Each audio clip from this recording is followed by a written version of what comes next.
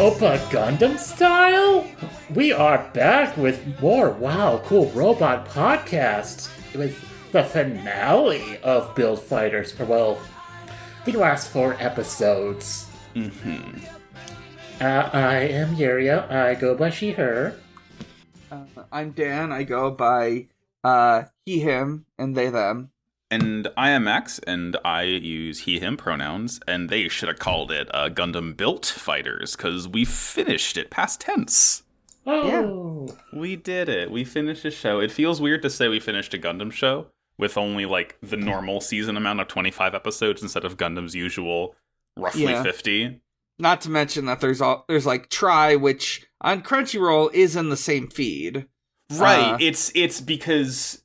Try is like explicitly a sequel series. I guess same with Divers and then Divers Re-Rise. I'm treating them as separate shows for the purpose of the podcast, just to be able to get, more hosts on, because it was like when I started the show, I had about like 5 or 6 people come and ask to, what Gundam series they wanted the best. And then it's just like, after a while, everyone was like, I got people banging down my door asking to be on the Gundam podcast. So it's nice to split things up, get some new perspectives. Yeah, it's kind of like JoJo's Part 1 and 2 in the anime series, where they treat Part 1 and 2 as the same season. Mm-hmm. And then it makes it so much harder when you want to buy the the hardcover mangas, because it's like, oh, you mean it's literally 3 volumes to finish Phantom Blood? How many are in Diamond Isn't Breakable? Oh, all right, see ya! On the other hand, it made it easy to buy the DVD when the dub came out, because it's like, oh, it's just Part 1 and 2 already. Yeah, okay. It's simple as, easy peasy. We finished the series of Build today. We'll certainly discuss how we like this show, but for our finale episode in 2 weeks is when we're really going to hit like all the discussion. But I think it's safe to say that I think we all liked it. Mm-hmm. It went out on such a fun note, too. Yeah. I was almost... I noticed in the comments a lot of people were disappointed with like the final battle between Kawaguchi and the boys. But then like I feel like the true final battle afterwards kind of redeemed that a little bit. We'll get to that when we get to that. But seeing as we have 4 episodes to talk about today, I say we dive right in. Dan, I believe you have the first one. Yep. Episode 22. Meijin versus Meijin. Kawaguchi and Alan think about how Sei and Reiji somehow managed to make it to the finals, and how Kawaguchi will have to face off against them in the final match. They think back to the second Meijin, who believed in victory above all else, and how ultimately he was kind of a bad influence during their time in the Gunpla Academy. Before going into the final match, however, Kawaguchi will have to face off against Sir Ayers Mackenzie, who is representing the UK. Meanwhile, Mackenzie meets up with Mr. Rawl and promptly has a heart attack. The next morning, Rinko and China meet Sei in his hotel room to give him a supply of homemade bento, but then Ayla emerges from the bathroom clad only in a towel. Chaos erupts in the room for obvious reasons. After things settle down, Ayla, Sei, and Reiji explain the situation, and Ayla leaves with the other 2 female characters in the show to stay with them at the end. Shortly after, Niels Nielsen arrives in the hotel room to borrow the gem on Reiji's bracelet, which he believes can help him solve the mystery of Plavsky particles. A young man rushes into a hospital room. It's Mackenzie's grandson, Julian. John tells Julian that he is dying, and begs him to take his place in the penultimate match, and gives him a box. Julian agrees and leaves. Later, he opens the box to find an old and well-used gunpla. We then find out that John, the grandpa, was totally faking it because, 1, he knew he would lose, and 2, Julian is probably the only person that could possibly win against the Meijin Kawaguchi. While at the end, Ayla tells Rinko and China her backstory, and the 2 are moved to tears. Rinko agrees to let Ayla stay with her after the tournament is over. Mao faces off against Julian for some fun sparring, but we find out that he was completely decimated and is now in shambles about it. Kawaguchi finds out he's facing off against Mackenzie and is deeply concerned about this, as we get Julian's backstory. Like Alan and Yuki, he attended the Gunpla Academy, was going to become the next Meijin, but he suddenly quit, leaving the title to Yuki. As Yuki reminisces, he takes his glasses off and thinks of the real reason. Julian had left because he had become afraid that following in the footsteps of the second Meijin would lead to a life where all he could do was focus on being the single best Gunpla fighter and not have room to actually enjoy Gunpla as a hobby. The next day, the two face off in the championship. Yuki is in the amazing Exia, and Julian is in the F91 Imagine. It is a fierce battle, and we learn Julian's trick.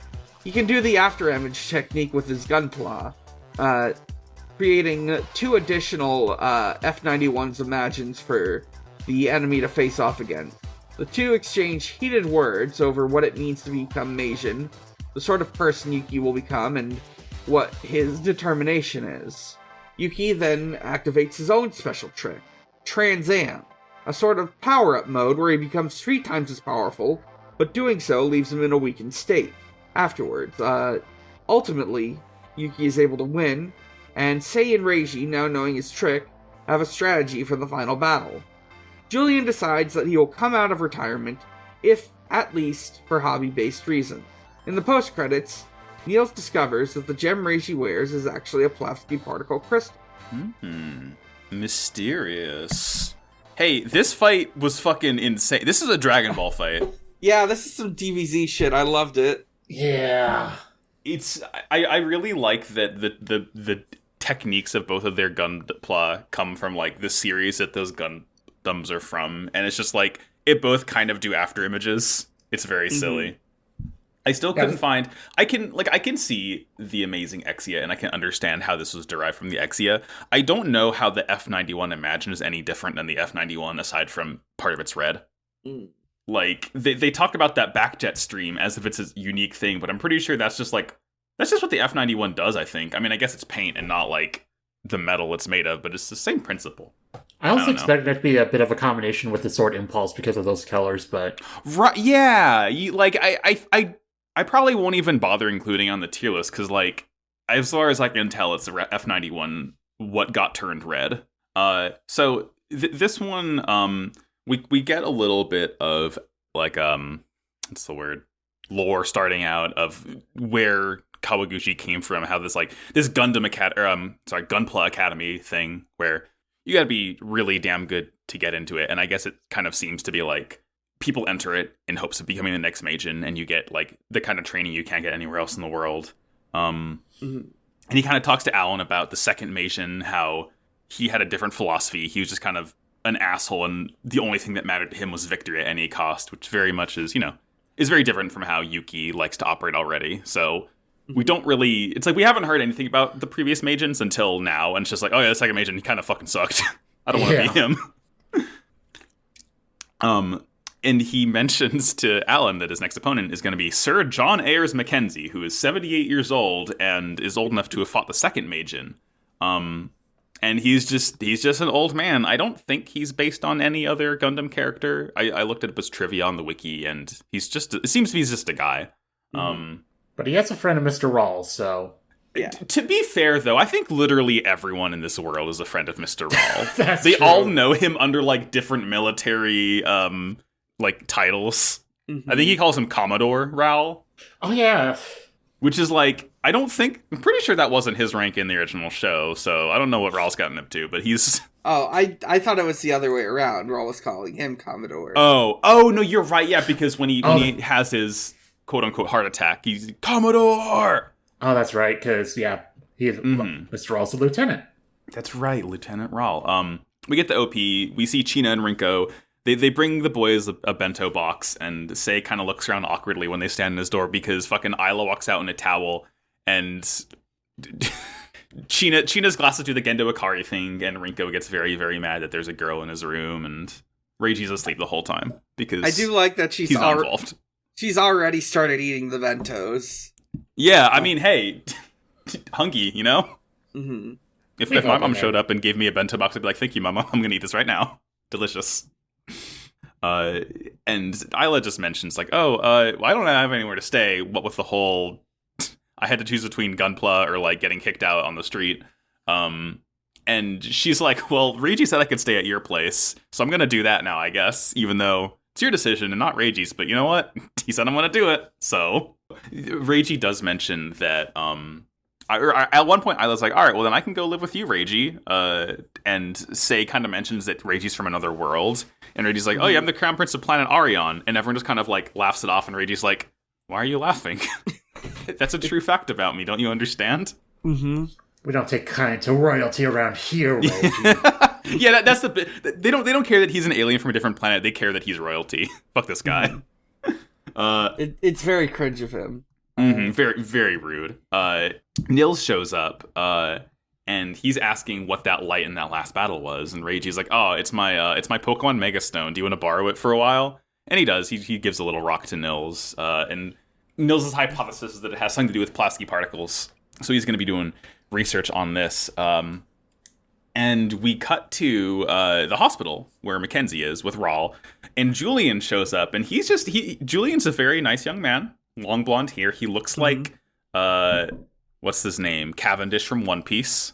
Or like Howl from His Moving Castle. Right. Howl and His Moving Castle, that's what it's called.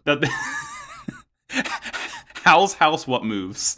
Mackenzie's grandfather is like, or I'm sorry, I guess, I'll call the grandfather John, and the kid is Julian. John is like, he's on his deathbed. He can't fight. He needs Julian to fight for him. And Julian's like, I don't even have a Gunpla to use, and John hands him just like a shoebox. Mm-hmm. Like he hands him like a fucking a Crocs shoebox, and it's like, here, the ultimate weapon lies inside. Yeah, and he's right because it's got the F91 Imagine. Yeah, he's like very shocked to see what this is. But he just kind of he's going with it because it's his grandfather's dying request, and he walks out of the room, and Rambo Rawl is like, are you sure it's okay to lie to your grandson like this? Yeah, John's fine. Yeah, he's just like reading a fucking model magazine. Chuckling to himself. Listen, he's absolutely going to get creamed by the Meijin Kawaguchi. Oh, yeah. It's so, like, because John had fought against him at one point, but he's like, I can't fight that kid. I'll get my ass beat. Only Julian could stand a chance against him. So this is save face. Yeah, this is the long con. He just pretended to collapse and I guess got Rowlin on it. Also interesting to note, because I was looking up the F91 Gunpla, it came out in 2013, so it's actually pretty fresh to have a custom-made version. You know, that Master Grade is one of the better ones out there. I have heard so many good things about the It's horrendously small. Like, when I clipped out the V-fins, I had to, like, set them aside in a special place where they couldn't get knocked around because they're minuscule. Fun kit, though. But, I mean, I've built the Gundam Wing Master Grades are also small, so... Yeah, they're little. Yeah, F91 is little. But anyway, he's tiny. We cut to the girls at the inn, and both Rinko and China are, like, crying over Isla's life story, and Rinko's like, oh, of course you can stay with us until you find a place to live. Plus, if you live with us, you can hang out with Reiji more. So she's just trying to play matchmaker with all of these kids. Mm-hmm. All Listen. right, okay, Mom. Listen, she's basically adopted Reiji, so that's more honestly. He's Sei's older brother at this point. Mm-hmm. Julian is like examining the F91, and Mao comes up and is like, hey, you're in the next match. You want to spar with me? And he kind of like gives the F91 a look over, and he's like, hey, this is old and shitty, and the joints are all worn out. And then like we don't see their battle, but we do see Nils walking down the hall examining the Mega Stone that Reiji gave him. And he opens the door to like the arena where Mao and Julian fought, and Mao's Gundam is like just disassembled in like a billion pieces on the table, and Mao's like, what the fuck? There's that traditional Gundam trauma. Yeah, it's the funny thing is, I don't think it was like destroyed. It looked more like you just kind of popped the pieces out of each other. But I mean, maybe it was because he does. This is the last time we ever see the ex Mao. But he just says that Gunpla is a monster. So whatever it is, it's impressive. Which kind of is interesting when you actually see what it does, and it's not anything special. But anyway, Mao is just not having a good time lately. Yeah, that's, he has a lot on his mind with Misaki. He could have fought better. We see Alan and Kawaguchi. They've gotten their Exia to 80% completion, but it should be good enough. And they get the news that Julian Mackenzie will be their next opponent. And Kawaguchi's like, I think we're fucked, Alan. I don't know if we can win this one. Just, like, amazing to see Kawaguchi just, like, immediately lose confidence and be like, I don't know about this one, Chief. He mentions having lost... He fought him 7 times and lost all of them. And this guy's good, because they went to Gunpla Academy together. And we get a little flashback from Kawaguchi's perspective of Julian leaving and asking Julian, why are you leaving? And Julian basically explains he doesn't like how cutthroat the old Majin is, and he doesn't want his Gunpla career to be like that. He wants to protect his affection for the hobby. Yeah, and I guess Julian wants to defeat Kawaguchi because I guess he wants Kawaguchi to prove to him that he's not going down the same route as the second Majin. So it's a good enough reason, even though this is a character we literally haven't heard about until just now. I'll buy into it. I'll suspend my disbelief. Again, it's a series half as long as usual Gundam, so... Yeah. We don't need the 50-episode Julian cut. Although... Yeah, give me the Julian... I want the Julian spin-off of this. Where he just... You know what? No, what it is, it's 26 episodes, and each episode is him using an F90 with one of the A to Z packs, and then in the end he's like, alright, I'm gonna do the V pack, and then he makes the F91 Imagine. So we cut to the battlefield. It's in the arena. Everyone's cheering. Julian and Kawaguchi are like fucking staring daggers at each other. The field is the desert at night. And Kawaguchi sets his amazing Exia. Julian sets his Gundam F91 Imagine. And they immediately trade blows, and then they start standing still. And Sei's like, wow, they're just standing still. And Reiji's like, no, they're trading countless blows in their minds. They're fighting like INTJs. They're fighting with the power of the mind. Just like, that's what also happened with Mao and Reiji. Oh my god, that's right. I forgot. I completely forgot. It's just, Julian's like, a little more sodium chloride next round. they're just. This rules. It also reminded me of the first time Dragon Ball used one of those moving too fast for the naked eye. And right, a joke. Exactly. Yeah, no. And it's such a Dragon Ball fight. I mean, honestly, Trans Am mode is kind of just Kaioken a little bit. Yeah, it's the Kaioken. It's like, because they explain, it's a 3 times boost, which is a reference to Char Aznable from Gundam 0079. But you're like really weak and vulnerable afterwards. It's just the Kaioken times 3 specifically. Oh well, you can get Goku Gunpla now, so I guess that makes sense. Oh god, yeah. Imagining a Gunpla battle, but one of them's got like fucking Zero from Mega Man, and the other's got like a Gardevoir. Yeah, like a Digimon. Go, Rise Greymon! What? So Julian does the F91 thing where it gets real hot, and as it moves, it creates afterimages with mass. In this case, it's literally shedding layers of paint, which is really, really a cute touch to Gunpla-ify what the F91 does. He calls it the backjet stream. It's a cute little explanation for afterimages. Yeah. The paint comes off. The paint comes off. I want like stickers that like can fly off to be decoys or something. And Kawaguchi, he's telling Julian that he's never going to become a Majin like the second, and he temporarily resigns just for this battle so he can defeat Julian as Tatsuya Yuki to prove that he's like worthy of the Majin title, which is just very... It's completely meaningless, but like it's a very cute gesture of I'll defeat you with my own power.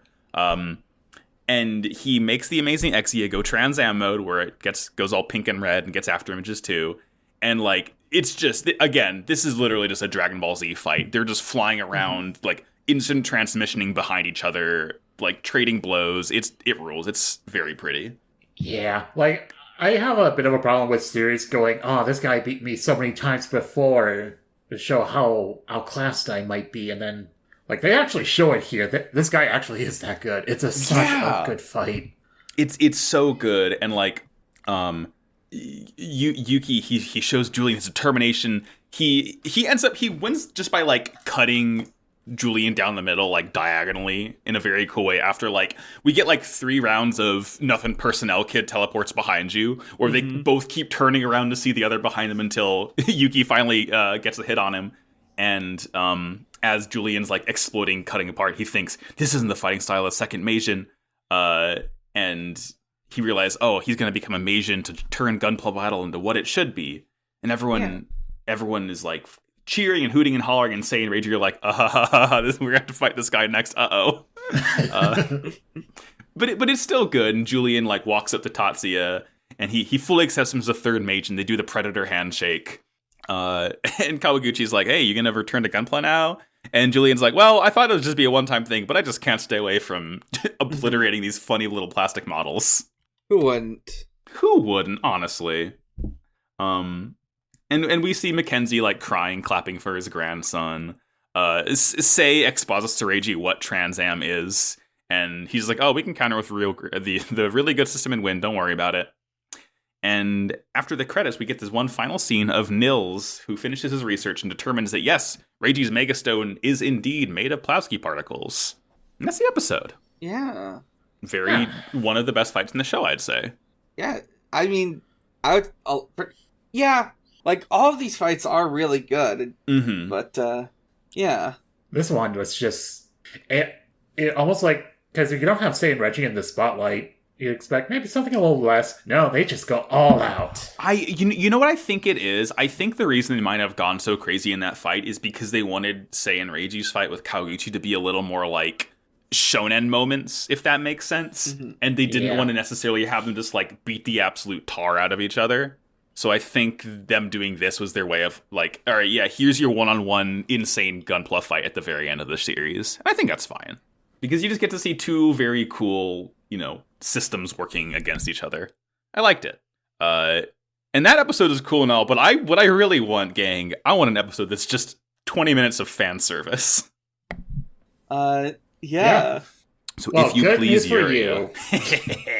What if every Gundam character of secondary or side or minor importance was here? Mm-hmm. What if everyone hung out in heaven together? Well, this is what this episode's about. Yep, episode 23. Appropriately titled Gunpla Eve. It's Gunpla Eve, the week before the finals between Tetsuya, aka the third Meijin, and Sei and Reggie, and the festivities are going strong. There are many Gundam attractions being shown, including the famous real-life 1-to-1 RX-78 statue, and they just so happen to also have a 1-to-1 of Char's Zaku too, next to it as well.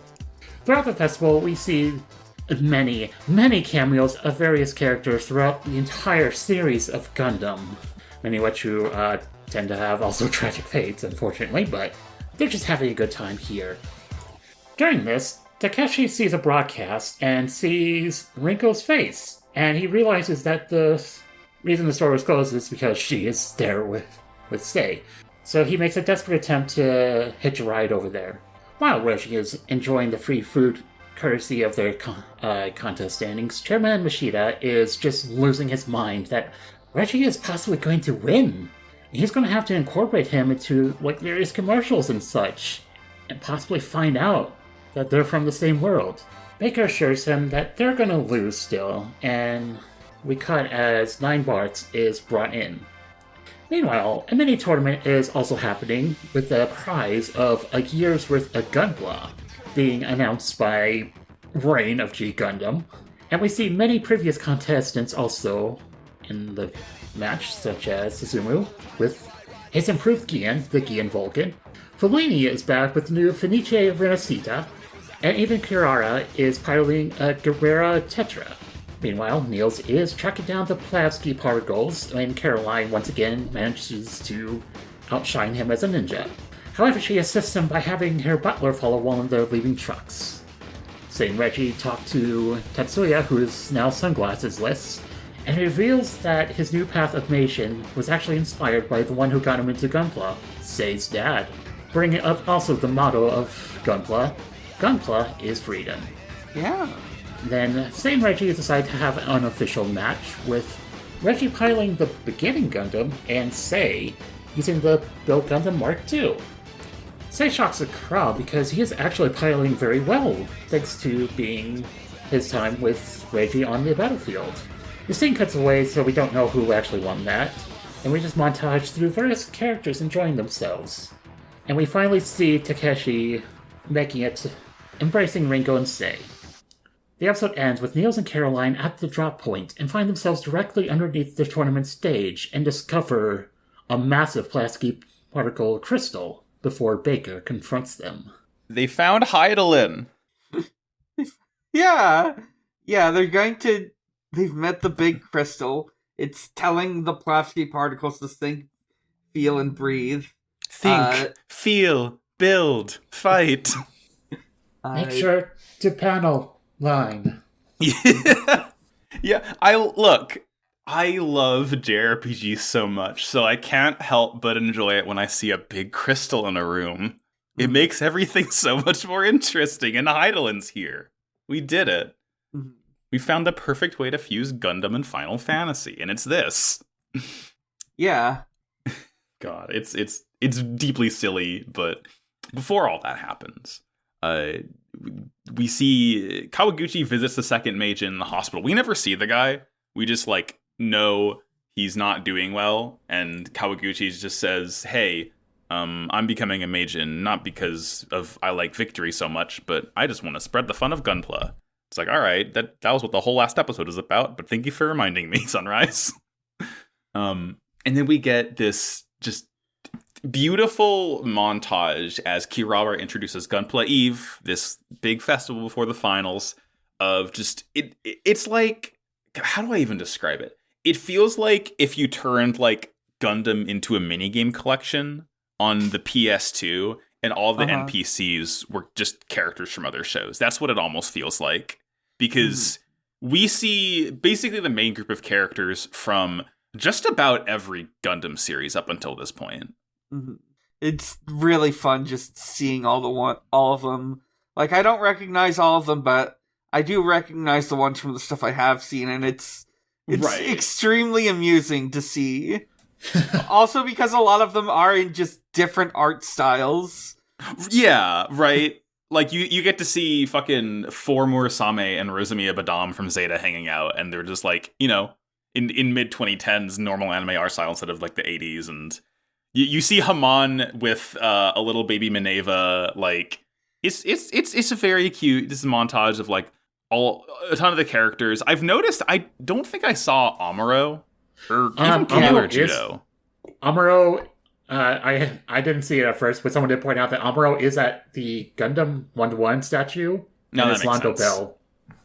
Oh, okay, all right. I would have been looking more for Amuro from 079 because we get Char and Lala too.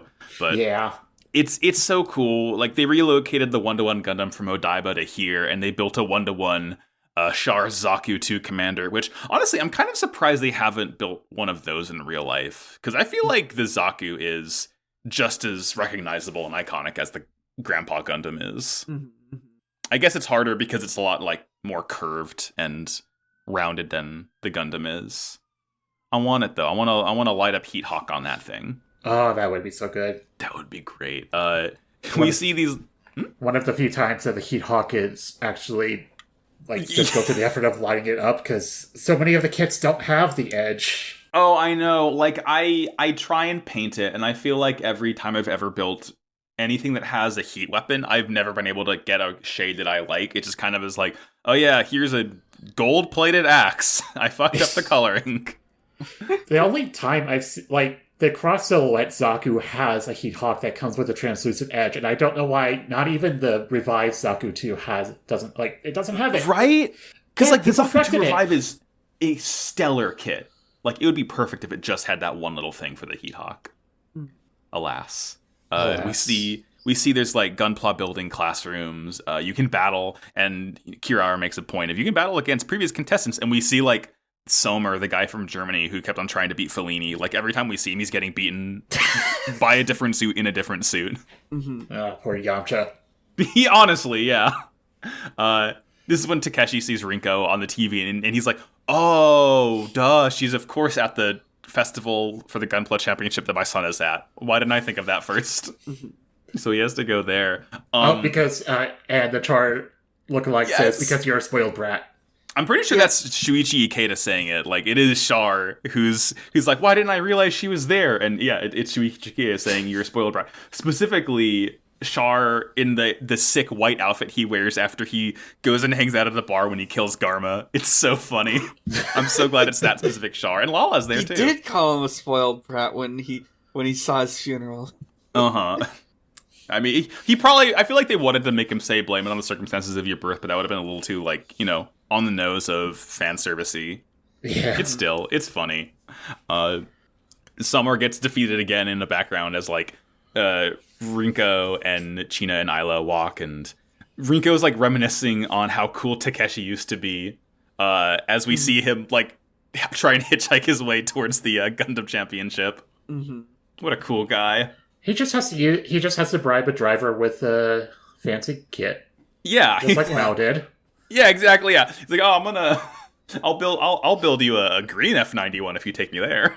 I'll build you a real great Zaku. Do you know how much of a pain in the ass it is? And I won't spill a single head tube. Impossible. Baker is talking to Mashita about how good profits are from his Gunpla boom. And he's like, oh, all my money is great. And then he remembers that Reiji's in the finals. And he's like, we can't allow this to happen. I can't do merchandising with that guy. I'm not going to put him on a box of Gundam Wheaties. We got to take him out now.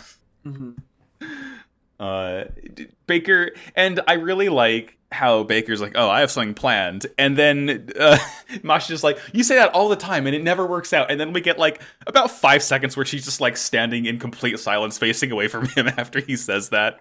It's like very, very good comedic timing. We're just like, I'm not saying shit, Chief. But the person she's bringing in just in case to help is Nine Barthas, who is Isla's handler. So I guess he's still very much bent on like getting evil sponsorship money still. I mean, I guess if he lost Isla, he needs someone new to work with. But after getting curb stomped by Isla, he's looking for new prospects. Yeah, someone who maybe won't be able to curb stomp him. We see Reiji and Sei who are exploring the festival. Mao is still sad about Misaki because she left to go back to the inn, and his Gunpla is in a billion pieces. But this is when Chinon shows up, his master, who yells at him for being captured by negative thoughts and like drags him off so he can meditate on the innermost mystery of Gunpla Shingyo. And then we get, like, a really fucking weird bit of whiplash where we go from that to fucking Rei Mikamura in her, in like, the weird latex suit. All I'll say is you can tell whoever animated it really wanted to get the details right. And it startled me a little bit.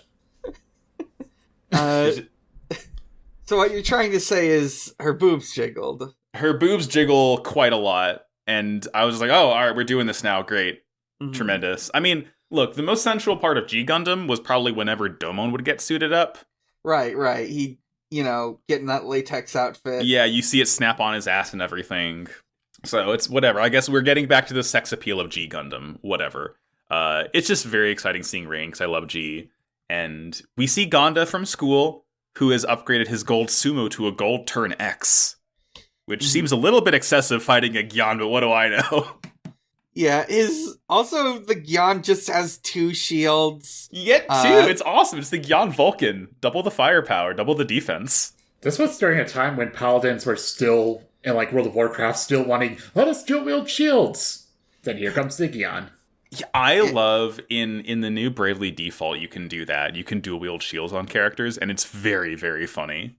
Because it's just, your melee is punch with a big plank of wood or metal on your fist. It's great. Yeah, it's still a hunk of metal. It's gonna hurt. Exactly. Gonda loses despite being in a suit that is light years ahead of the Gyan technologically. But he sees the boys walk by and wishes them luck in the finals, and Sasaki doesn't, because he's like, oh, I'm just here to observe my opponents for the next year's battle, and they think he's very lame for that.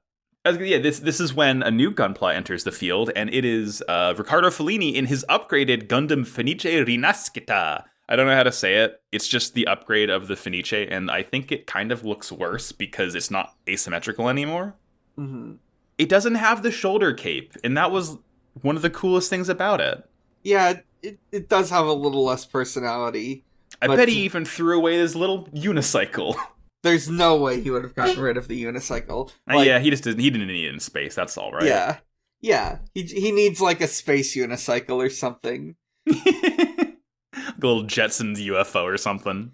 Mm-hmm. He cuts Susumu in half hot dog style, and the boys think he's bullying a defenseless little child, even though he's very annoying. And then China shows up to hang out with them. We get another cameo, this time of Domon's entire family from G Gundam, building Gunpla together. It's baby Domon and Kyoji and his mom and dad.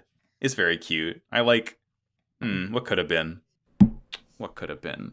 Yeah.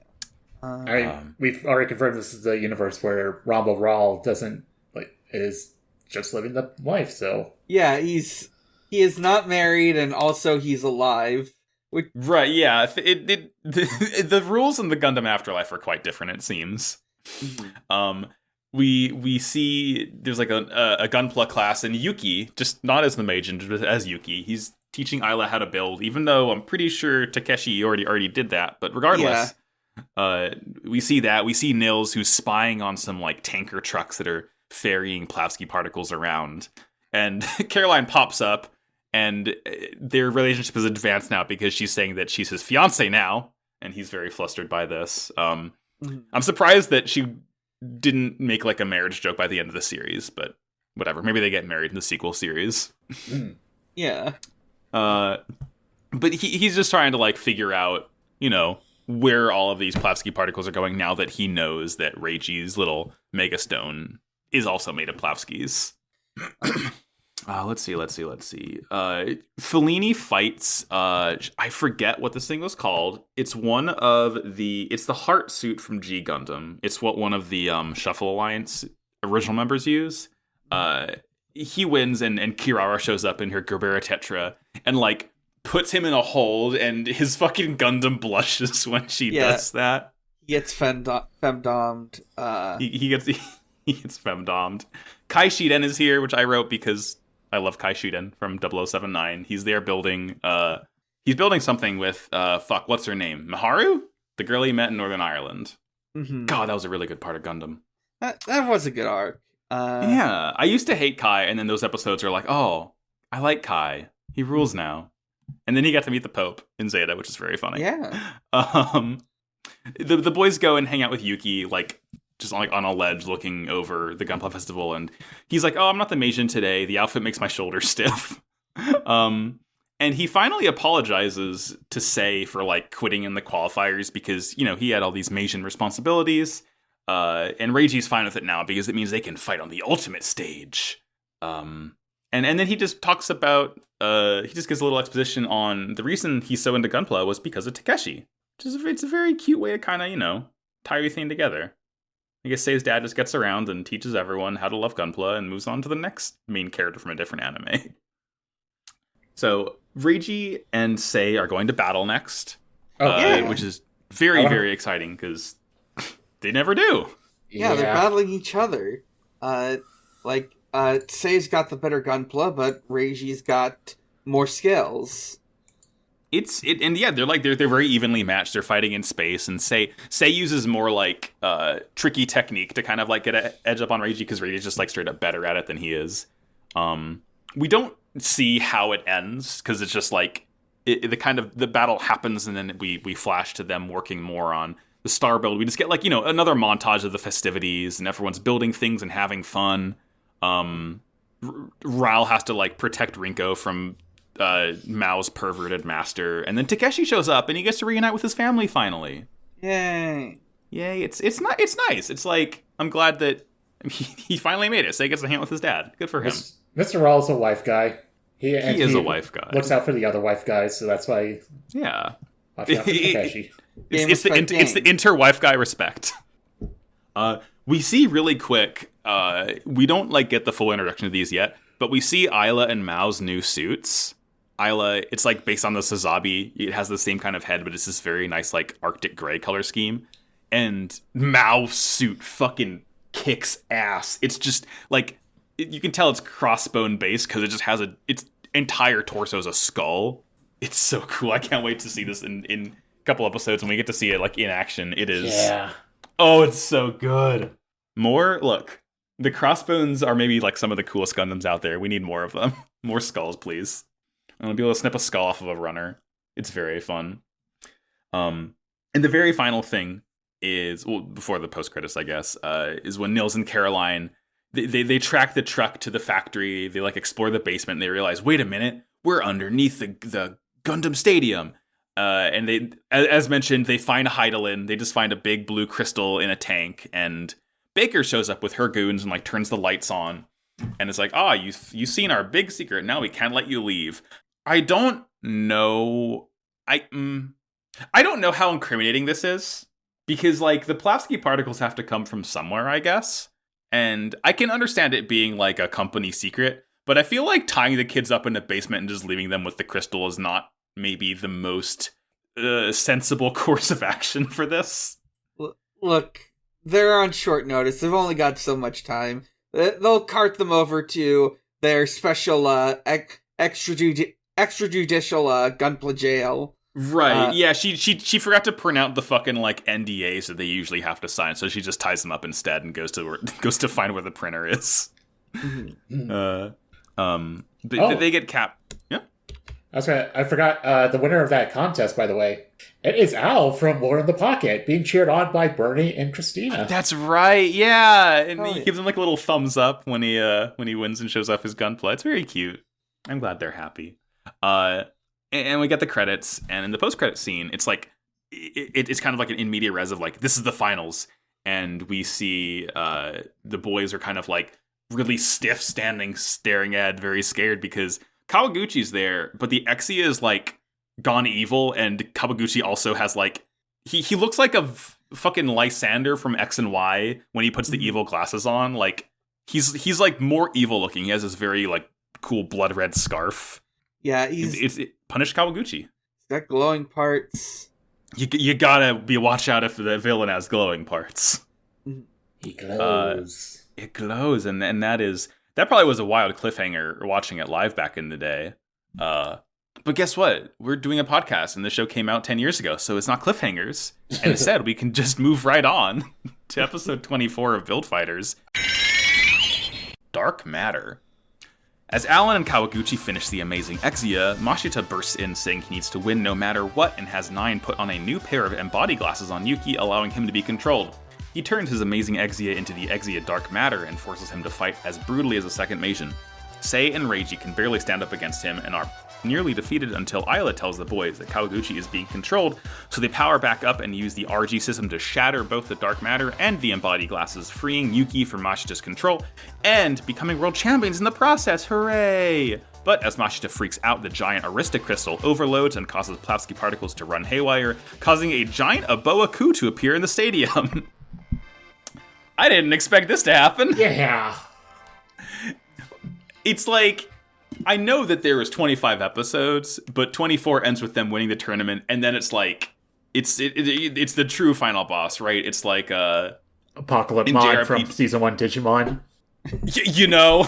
yeah. It's like, oh, the guy who you never knew was the villain shows up and is the bigger villain. It's like, oh, this is it's spectacular, but it doesn't really tie in with the story at all. But I guess I'll go with it because it's playing cool final boss music. I mean, at least it's like it's fan service, so. Oh, yeah, I mean, having them all fight together on the same team was very like, I'll forgive anything because it was just so cool to see. So the episode starts with Alan showing Yuki the finished amazing Exia. It has the Trans Am booster. Kawaguchi loves it. He's like, oh, this kicks ass, this rules. And this is when Mashita walks in with all of his goons and says, hey, your Gundam's cool and all, but the problem with you, Kawaguchi, is that you have too much fun, and I need you to, like, fight like a mean person. So I'm gonna restrain you. I'm gonna dunk your Gundam in, like, a vat of evil paint, and I'm gonna have my good friend Nine Barthas put on the sicko glasses on you. It's you hate to see it. And, like, I was a little disappointed that the final battle is, like, not against Kawaguchi, because this is literally just the same plot point when Reiji fought Ayla. Honestly, even less, because Kawaguchi doesn't even have like a point in the fight where he like snaps out of it and is like, oh, I'm gonna have fun now. No, like he just wins and then all that happens. But again, that's what the finale is for, I guess. And it kind of like is able to walk back a couple things I didn't really enjoy. Mhm. Regardless, in the kind of the present, it's like Yuki's realizing, oh, the reason that the second Meijin was like that was because Mashita like pushed him to become a sicko.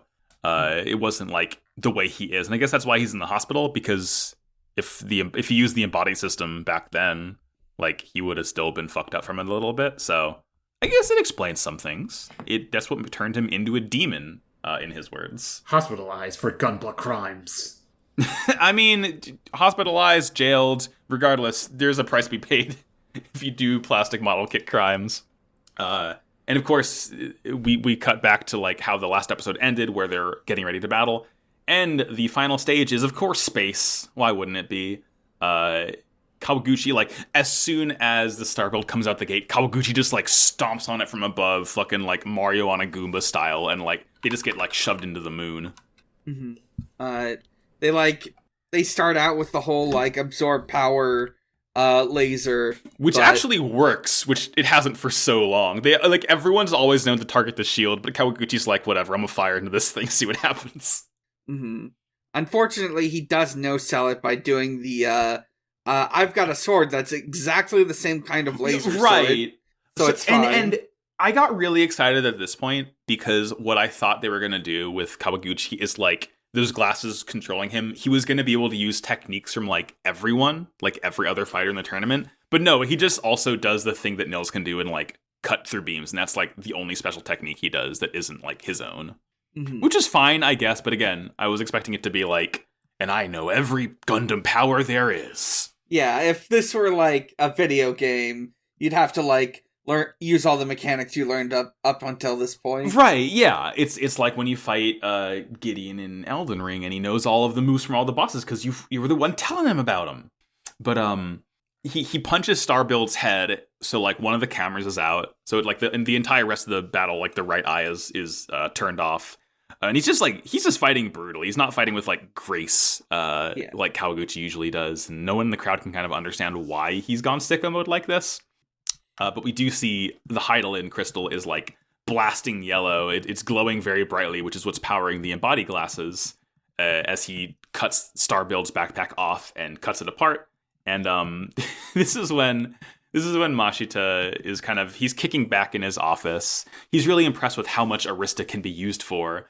Because Arista is the crystal that he brought over from his world, and that's what creates the particles, allows the Gunpla to be controlled. And he's like, oh, it's not just for controlling Gunpla, it's for controlling people. And Baker says, you could have the entire world with this. You could rule everything. And Mashi's like, I don't want that. I just want to be rich and spend the rest of my life at ease. And you know, don't we all? I like how even, like, during the darkest moment, like, it's not that bad of a, like, he's doing evil shit, but he's not that evil of a guy. Yeah, exactly. Like, the only retribution he fears is, like, the divine wrath of Reiji if he's found out. But, like, yeah, he's not outright evil. He's just kind of, like, sleazy. But he's sleazy in a way where it's not... I mean, yeah, what happens with the Hydaelyn crystal going haywire, that's bad. But there never really are stakes beyond, you know, losing your place in the tournament with him. So as far as villains go, like, he's just kind of... He's a sillier one. He's almost like Team Rocket style. He thinks to himself, we finally get his, like, origin. He was just a petty thief back on Arion, and he ended up going to the castle's treasure room and stealing the big Arista crystal, and that's what isekai'd him to Earth. Yeah. Yep. We figured it out. I guess years ago, he met Baker, who was cosplaying as Sayla Mass from 0079, and they started their company together. I didn't realize that, like... Yeah. I just thought Baker was his secretary, you know? I didn't realize she was Sayla. Yeah, she has the same exact hair and the little pink outfit. Mm-hmm. And she's, like, holding a bunch of, like, schematics and stuff. I guess she probably was, like... I mean, she's clearly the Gunpla fan, and Mush is just, like, supplying the technology for it. But yeah. The show didn't make it seem that Baker was, like, the vice president of the company, basically. Like, I always thought she was just kind of Masha's personal assistant. So it's weird to learn that she, like, founded the company with him. Yep. I don't know. And she should be in charge. She knows what she's doing. The fight's continuing. He's like, mm-hmm. The Norded Kawaguchi Nort is like going for the joints. Hitting the weak points. And then suddenly, like, Ayla, like, transforms the field into like a narrow hallway. So Build Strike gets like cornered, and then like Kawaguchi pulls out like dual fire and ice swords. Oh my god, it's so funny. It makes perfect sense because the one thing you don't want with your kits is the plastic getting stressed, and rapid heat change will do that. But again, it's so funny in this show where it's beam weaponry and sometimes a glowing fist. He pulls out a sword that's on fire and a sword that's made of ice. It is so deeply silly. I love it so much. Yeah, it's a very making up cool power-ups for your OC types of weapons. Yeah, right. Until you enter the Bot Katos world, and then they just cancel each other out. Yeah, he switches between hot mode star build and cold mode star build to absorb the opposite particles. He's just playing Ikaruga. And like this star build just straight up shuts down from all the damage it's taken as Kawaguchi is like getting ready to destroy. And he's not going for the kill, like he's just straight up punching him apart. And even Baker says Mashita, hey, maybe you should have him finish the fight. And Mashita's like, what's the worst that could happen? I just want to see them get utterly destroyed. Takeshi in the stands, he gets up and he's like, I'm gonna go protest the match, the unscheduled arena change as an official referee. And Shingo's just like, don't meddle in your child's affairs. It's like, all right, Jesus, man, calm down. He's doing his job. Let him cook. And at one point, like Isla, she's like clutching the extra crystal that Reiji gave her, like, you know, hoping that everything's okay. And she's able to like pick up a transmission from within the crystal of Mashita basically saying that he has Kawaguchi under his control. And she is able to, I guess, use that and then like kind of communicate between Arista to Reiji's crystal saying, hey, he's controlling him just like me with the embody glasses. And that's when they kind of realize, oh, we just gotta, I guess, do the same thing we were doing before, but now we know why. Mm-hmm. It's almost like a new type kind of deal. The closest we're going to get to new types right now. Yeah, that's the thing, because every show has the equivalent of, not necessarily new types, but like new type abilities. And I guess, this kind of Arista crystal communication is all we really get of that, because I don't even know if we've ever heard the new type flash in this show. I haven't heard my silly little, whatever it's called. Yeah, the closest we ever get is like very early on, Raul wonders if like Reiji is a new type, and like that's it. Yeah. It's kind of a joke. That's just Raul being silly. Raul's just reminiscing of the first time he watched 0079. Yeah, exactly. Watched it. He lived it. Sei wants to stop the battle and save Yuki, but Reiji's like, oh, we can save him by winning. And I thought they used RG. Right now they don't. It just, the star build kind of turns back on somehow, and it's fine. They like try to interfere with the embody, and I guess like the power output they're putting out is kind of like starting to interfere with Kawaguchi. So he goes Trans Am in the dark matter. Baker changes the field to like outer space once more.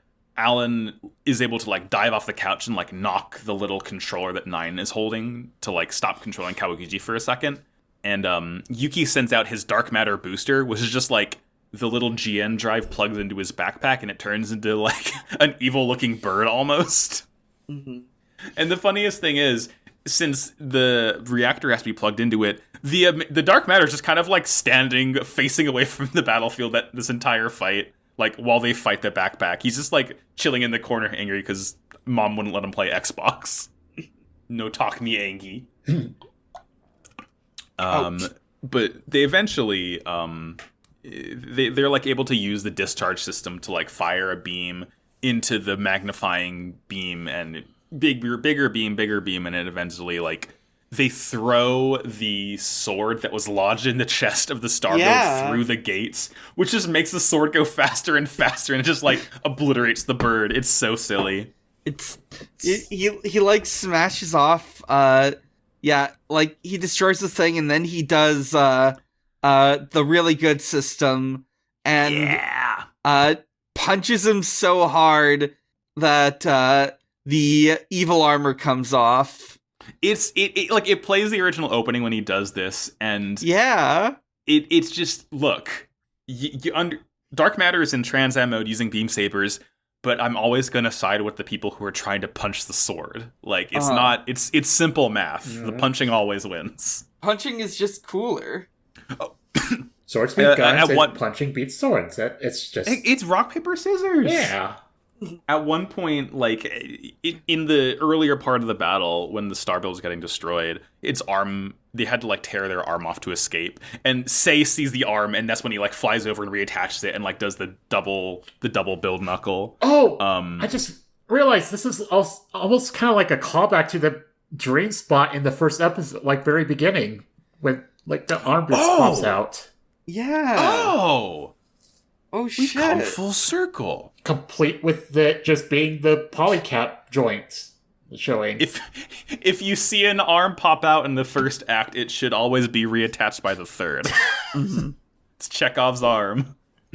I also really liked it. This is probably... I don't even think this is like... I don't know if this is intentional detail or not. I think it might have been. But when they were doing their final, like, sort of struggle, beams versus fists, the reactor of the dark matter, it's just going overdrive, and the color of all the particles it emits, it looks exactly the same as the end of Char's counterattack when the psycho frames resonate with each other. It's like this, like, blue, green, yellow, soupy kind of look to it. Oh, I could totally see that, yeah. Yeah, you know, I mean, because again, powerful will struggling and stuff happens. I wished, it'd be cool if Beyond the Time played. It doesn't, but they completely shatter just, I guess, the outer shell of the dark matter, and it's just the regular amazing Exia underneath somehow.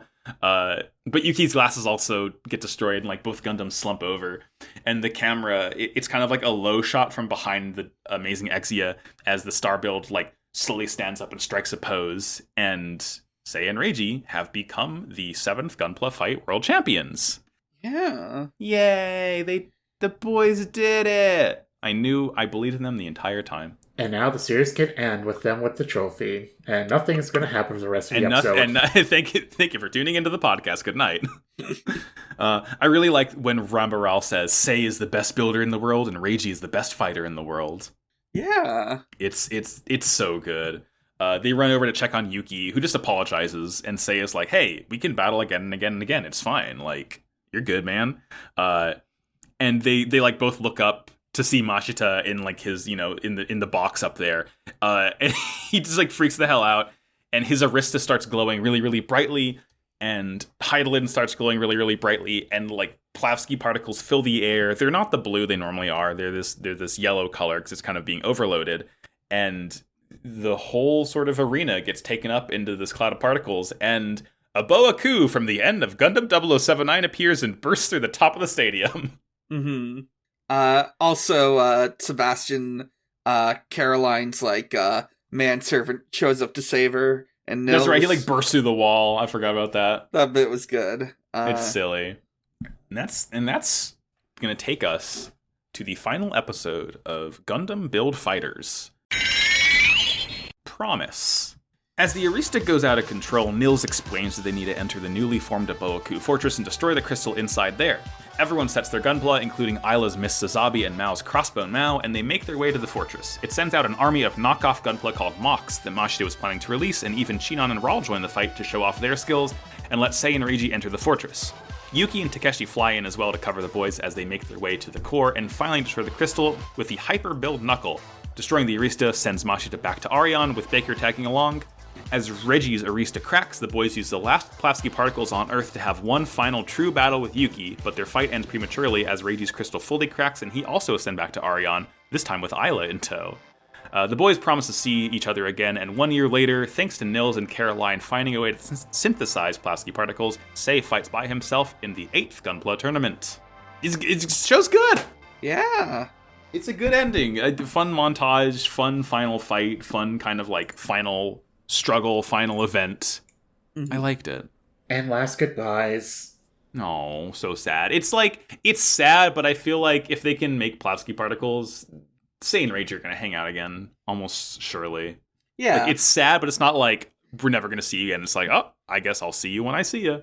Mm-hmm. You know, bittersweet, I guess, is the term that's used. Perhaps we will meet them in another series called Gundam Build Fighters Try. Who could possibly say? So it starts out the exact same way as before, where everything's kind of like cracking and breaking apart and the particles are filling the air. They're kind of crystallizing into like yellow, like salt crystal looking things. Mashita is just completely unable to control the Arista. And we see Hydaelyn like fully dissolve as a Boaku is finished forming, as it like breaks through the ceiling of the stadium. And like every single main character meets up underneath it like, hey, we got to do something here. Yeah, everyone is here. To Smash Bros. Voice. Even Mashita and Baker are like grabbing onto Reiji's leg like, please help us, we fucked up so bad. You gotta save us, Prince Reiji. You simply gotta. Gotta. He's a little birthday boy. Yeah, he's like dragging along Reiji's feet the entire time. It's my birthday.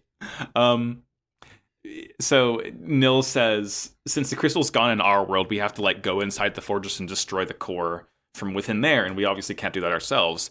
But we have these little plastic friends called Gundams that can do that instead. So they all dive in. They all get their Gundams in to fight. Obviously, Star build. Reiji has Sei's in the build Mark II, or the build Strike Mark II. China is in her Bear Guy. Ayla is in her new Miss Sazabi. Fellini's in the Fenice Rinaskita. Kirara is in the Gerber Tetra. Sengoku Stray is Nils. Even Caroline goes in her Night Gundam. And they all fly out. And like Yuki can't do anything right yet because Exia is super fucked up from the fight. But like Alan runs in with the repair kit to work on it while everyone else dives in. I like Alan. He's very nice. And they start going towards Abalco. Yeah. Like everyone goes and like they are met with a massive army of AI controlled knockoff Gunpla. They're called mocks, and they're very silly. They're very silly, and I love that they all take on a single physical characteristic of the Gundam they're copying. It's so funny. Like it's and the only thing that changes is the head. Like you see the visor shape will change. So normally it's literally just like a red dot for the eye. But you'll see some things like, oh, this one has two sort of V-shaped eye vents. That's like the Janice, I guess, from X. There, a lot of them have the Zaku mono eye. One of them has a turn A mustache, which is very funny to me. Yes, that's great. That's good. It's so choice. It's so silly. Like you can tell they had a lot of fun making this. Yeah, and Machita's really upset because this was supposed to be the big promo event after the tournament was over. Yeah, like I think one of them looking on is like, are these knockoff Gunpla? Yep. It's very silly, but there's just so many of them. So we just get a really cool scene of like everyone individually fighting them. For some reason, Nils has just like a gigantic rocket hammer now. But he does, and he like is able to hammer through just a horde of them. And eventually, like I think Caroline kind of is like surrounded by a bunch of them, and this gigantic energy beam rockets through and kills a ton of them. And the camera pans up, and we see the crossbone Mao. Yep, it's just obliterates half the field. Like, it's not enough that its chest is a cool skull and has, like, a mono eye in the skull. It, like, the head opens up, like, the jaw opens and it fires beams. So you just have this, like, yawning skeleton just blasting. Oh, it's sick as hell. I love it. It's this Gurren Lagann, basically.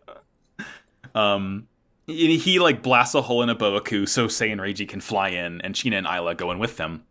And eventually, there's more fighting outside the fortress. Like, Nils saves Caroline from an attack.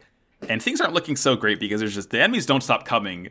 So it's time for the old men to do something cool. Yes! Oh, this part was so sick. I was practically cheering out loud when I saw this. Yeah. So we see Chinon, and he's in a Master Gundam that has like a lot of. It's not the full gold when he does Meikyo Shisui, but like a lot of like chrome gold parts on the Master Gundam. Rambo Rawl shows up in the Goof R35, which is just. It's a goof, but it has like 2 shields and 2 finger guns on either end. And it's called the Goof R35 because he R35. That's how old he is. They're the Goof Troop. It's the Goof and the Master, and they do like this absolutely spectacular G Gundam tornado attack as Chinon like kicks through the tornado and makes the makes the symbols for what is it, Gunpla Shingyo School appear, like rocketing downward through the cyclone. It is the sickest thing I've ever seen. Please stop playing for my grandpas. They are too powerful. It's just there's this beautiful shot of very detailed shot of the Goof R35 and someone saying that's the true strength of the blue giant, as like a little flickering flame, like embers, pass by the head of it as it just stares off into space. It's so cool. I'm glad that the only time, like, we see Rawl fight, and he has like a crappy old Goof, but I'm glad that now he just has, he can do these insane, like powerful attacks, because he can just do that. He's allowed. Mm-hmm. Thank you, Rawl.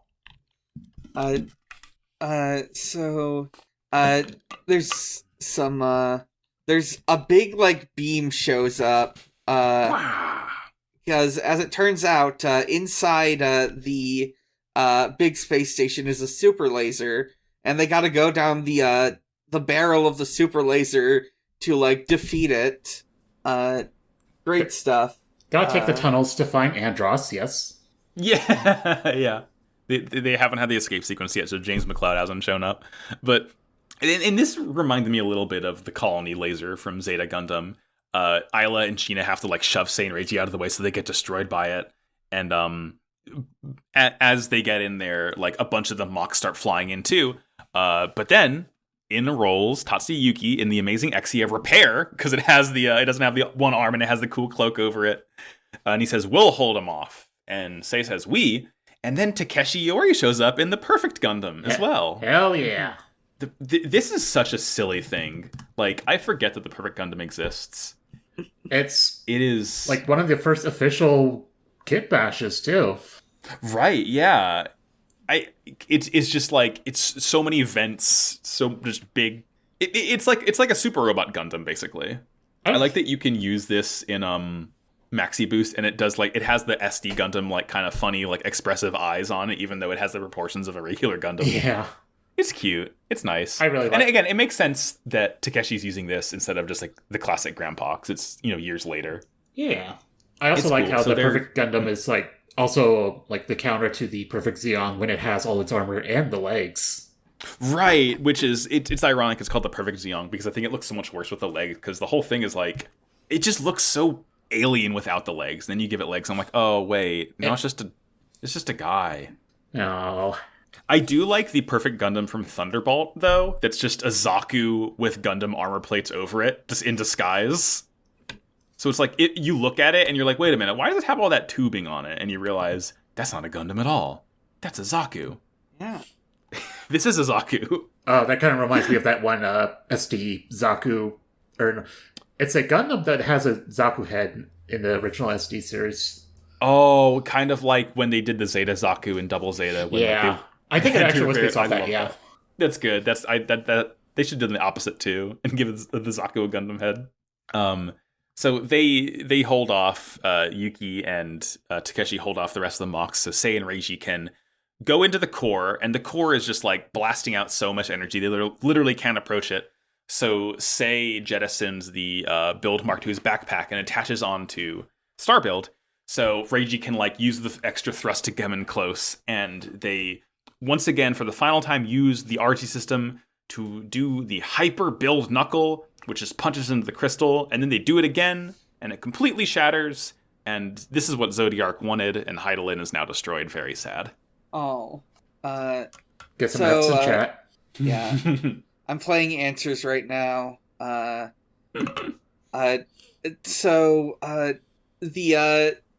arena has, like, a big hole in the roof, and, like, Plavsky particles are sort of like floating down upon the surrounding area.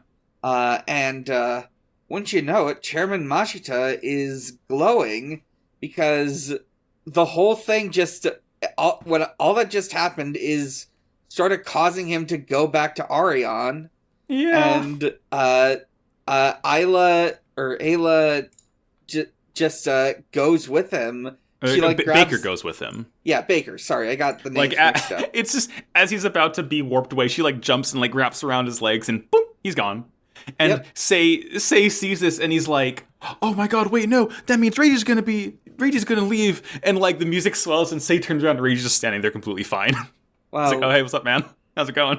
yeah, they like make a promise to Yuki to have one last final battle, and because both their Gunpla are wrecked and they got to do it right now, they just kit bash their Gunpla into something recognizable. It's so funny. The Amazing Exia, it has like a bunch of comfort parts on it, and I think like Fellini gives the boys the arms of the Fenice, and Mao gives them like the bone guns of the crossbone Mao.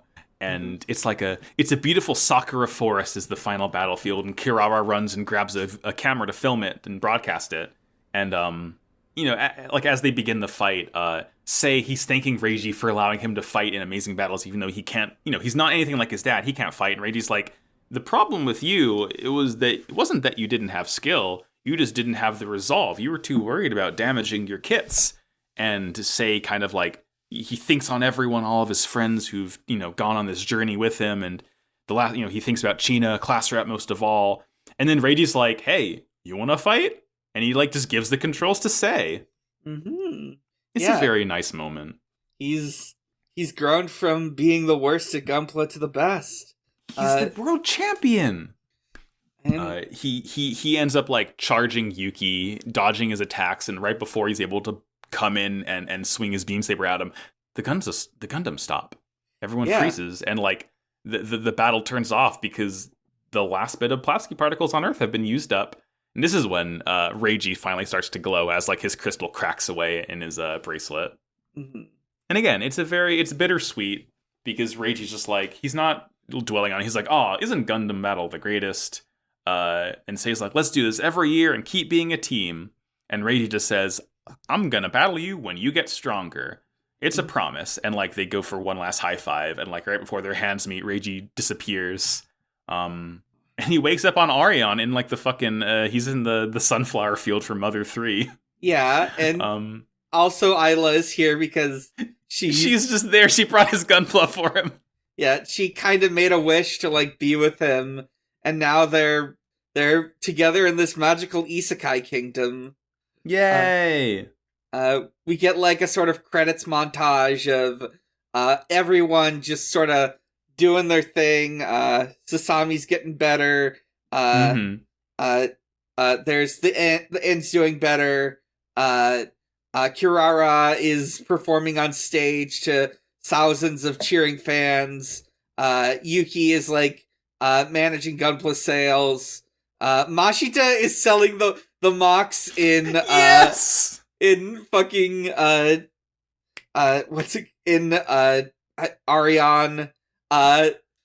Nils and Caroline develop new Plavsky particles in space. They're literally like aboard the International Space Station. It's so silly. Mm-hmm. It's very weird that they didn't lead with that scene, considering like you see Sasaki do a battle and like it's clearly using Plavsky particles because like the particles dissolve after the battle ends. So I'm like, how the fuck they do that? And then 30 seconds later, oh, it's because they can make Plavsky particles now. It's fine. Yeah. And our last thing we get is Sei in a fun little tracksuit about to enter Sei Blanco. Yeah, Sei Blanco Nino about to enter the preliminaries for the 8th annual Gunpla Battle World Championship. Ooh. He's using something called the Build Strike Cosmos that we don't really see. It's just like, it's like unclear how it's different, but it is. Mm-hmm. And it kind of like flies into space. And it ends. Yeah. Hey, good series. I liked it. Mm-hmm. It was a good ending, good battle, fun stuff. Actually, it looks like we actually do get to see the Build Strike Cosmos in Jim's counterattack. So that'll be fun. Yeah, I was going to say, nothing does. I remember seeing the Build Strike Galaxy. I guess it's when it has like all the wings and Cosmos. shit on it. Yeah, there's a Gunpla kit of that, and it's like, I wonder if I should get that sometime. Yeah, it looks cool. I mean, I usually don't really care that much for like modern kits designed by what's his face Okawara, but looks all right. again, I mean, we've been seeing it the entire time, so it's a very cool like take on it's a cool take on the Gundam, like being the core Gundam of the show.